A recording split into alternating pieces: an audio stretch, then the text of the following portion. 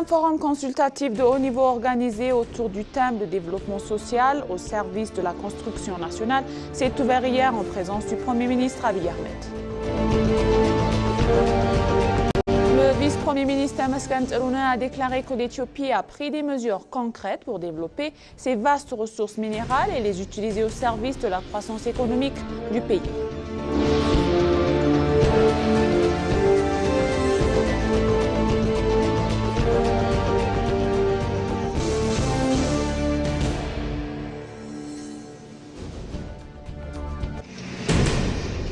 Bienvenue chers téléspectateurs, c'est Moïda Garemo avec le journal du mercredi 29 avril 2026 et restez avec nous. Un forum consultatif de haut niveau organisé autour du thème le développement social au service et construction nationale s'est ouvert hier en présence du Premier ministre Abiy Ahmed. Le forum a pour objectif de passer en revue les avancées majeures réalisées dans le secteur social au cours des dernières années. Selon le cabinet du Premier ministre, cette plateforme permet une discussion et une analyse approfondie des résultats enregistrés, notamment au cours des 8 dernières années, dans des domaines clés tels que l'éducation, la santé, la création d'emplois qualifiés et la culture. Au cours des 8 dernières années, en particulier, cette plateforme a permis un large débat et une analyse approfondie des résultats obtenus dans des domaines tels que l'éducation, la santé, la création d'emplois qualifiés, la culture, les arts et le sport, ainsi que les questions relatives aux femmes et aux affaires sociales.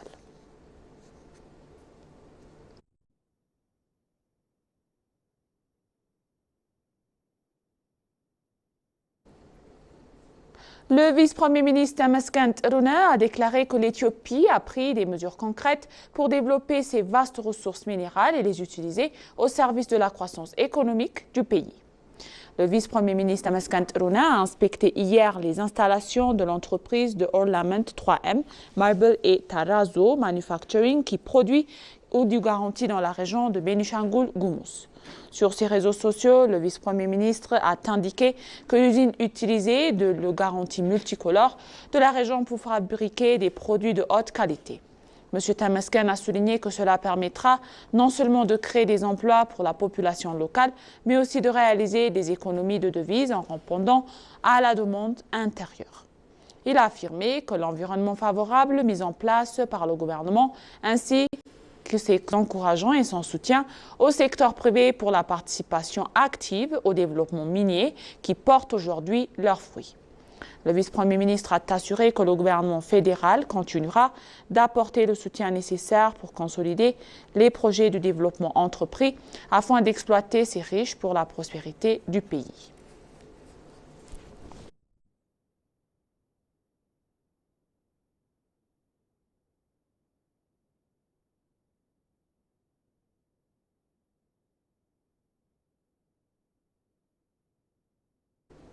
Le ministre des Affaires étrangères Gédéon Timotheos a prononcé un discours de haut niveau lors d'une table ronde ministérielle organisée dans le cadre de la 12e session du Forum régional africain sur le développement durable qui se tient actuellement à Addis Abeba. La table ronde portait sur le thème débloquer les financements pour la résilience climatique et le développement durable en Afrique. Le ministre a présenté la vision de l'Éthiopie pour la 32e conférence des Nations Unies sur le changement climatique COP32 que le pays accueillera en novembre 2027. Il a souligné l'importance de traduire les engagements financiers en matière de climat en actions concrètes et a insisté sur la nécessité de mécanismes de financement innovants associant finances publiques, investissements privés et institutions financières internationales. Le forum réunit les ministres des Finances, des Affaires sociales, du changement climatique et du développement de tout le continent.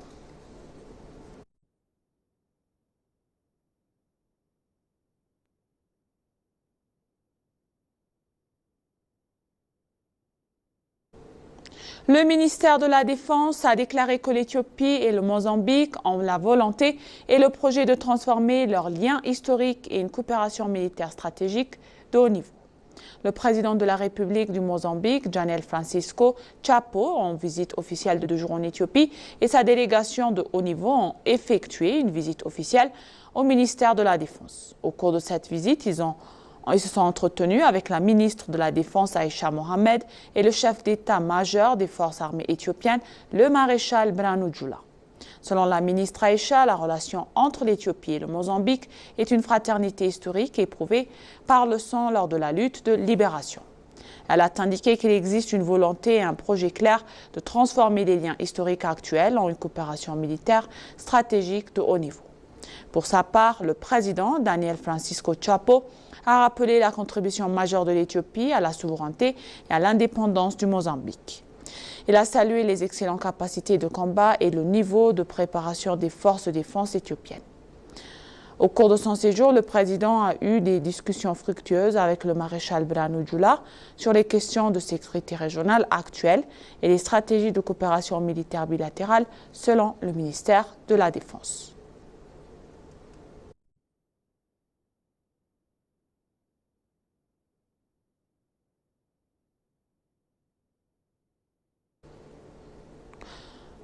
Le président du Mozambique, Daniel Francisco Chapo, a déclaré que l'Institut éthiopien d'intelligence artificielle représente un espoir prometteur non seulement pour l'Éthiopie, mais aussi pour l'ensemble du continent africain.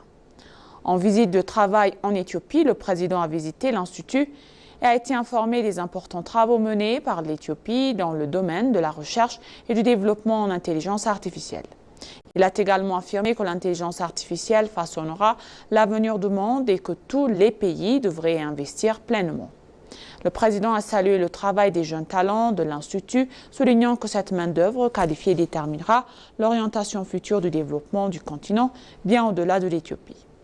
Il a insisté sur le fait que le renforcement de la coopération continentale, la collaboration et le partage d'expériences sont les fondements d'une croissance rapide et d'une prospérité partagée pour l'Afrique.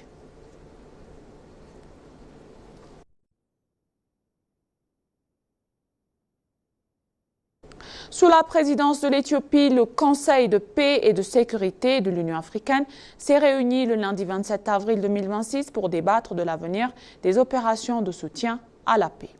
Selon un message publié sur les réseaux sociaux par le ministère des Affaires étrangères, les délibérations ont porté sur l'avenir de la PSO en Afrique. La session a permis d'évaluer les mesures à prendre compte tenu de l'évolution de l'ordre international et du changement du paysage de la paix et de la sécurité sur le continent.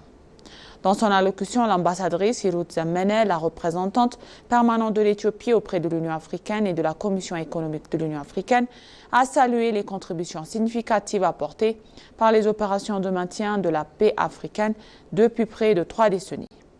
Elle a appelé à des discussions régulières et soutenues sur le sujet afin de garantir que les opérations de maintien de la paix restent des instruments efficaces pour la paix et la stabilité en Afrique en complément des processus politiques. Le Conseil a souligné l'importance de donner la priorité à la diplomatie préventive et de renforcer les systèmes d'alerte précoce.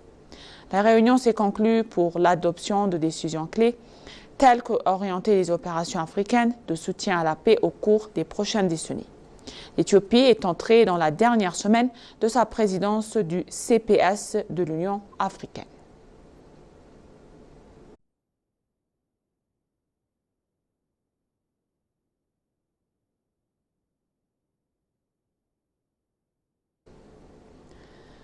Pour conclure le journal, Claver Gatete, le secrétaire exécutif de la Commission économique des Nations Unies pour l'Afrique, a salué le leadership et les actions ambitieuses de l'Éthiopie en matière de climat, le représentant comme un modèle de développement durable pour l'Afrique. S'exprimant lors de la 12e session du Forum régional africain sur le développement durable 2026 à Addis Abeba, M. Gatete a félicité le gouvernement éthiopien et le Premier ministre Abiy Ahmed pour leur investissement et initiatives climatiques audacieuses et exemplaires.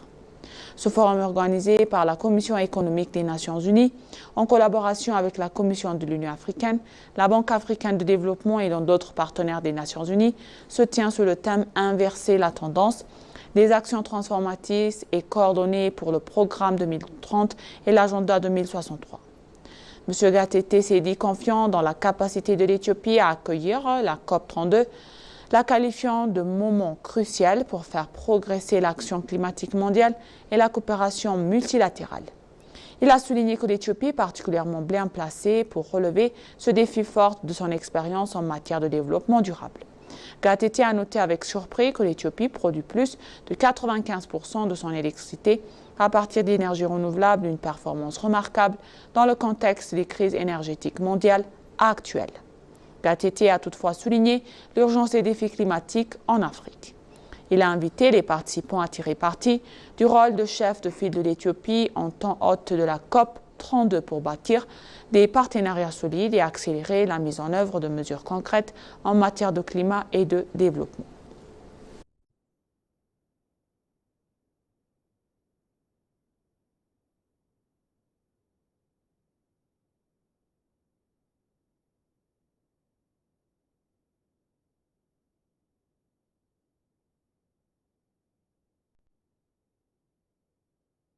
Et maintenant, chers téléspectateurs, je vous rappelle les titres principaux. Un forum consultatif de haut niveau organisé autour du thème du développement social au service de construction nationale s'est ouvert hier en présence du Premier ministre Abiy Ahmed. Le vice-premier ministre Tamaskan Terune a déclaré que l'Éthiopie a pris des mesures concrètes pour développer ses vastes ressources minérales et les utiliser au service de la croissance économique du pays. Merci chers téléspectateurs, ainsi s'achève le journal d'aujourd'hui. C'était Moïda Galemo et je vous souhaite une bonne journée.